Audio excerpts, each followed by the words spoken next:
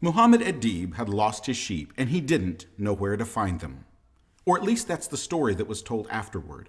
Perhaps the 16-year-old shepherd really was looking for sheep or goats when he tumbled into that desert cave. Or maybe he was looking for ancient tombs that contained valuable artifacts. According to a local legend, Muhammad tossed a rock into a cave hoping to find a lost sheep. But what Muhammad heard instead when he tossed his rock wasn't the bleating of a sheep or a goat.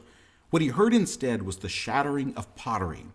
And what he found in the broken jars in that cave would impact the world long after his wayward flock was forgotten. What Muhammad found in the winter of 1946 and 1947 were the first of the Dead Sea Scrolls.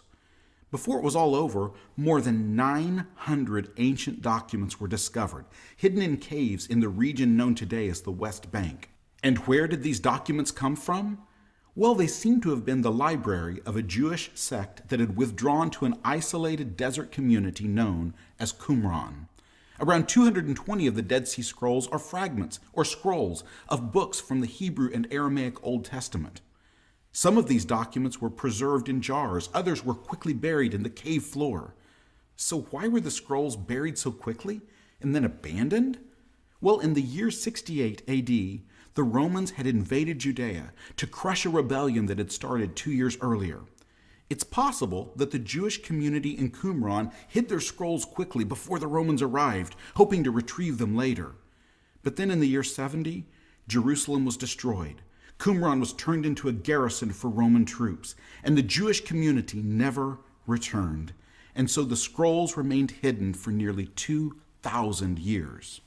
When the Dead Sea Scrolls were rediscovered in the 20th century, it became clear that the text of the Old Testament had remained remarkably stable over the centuries.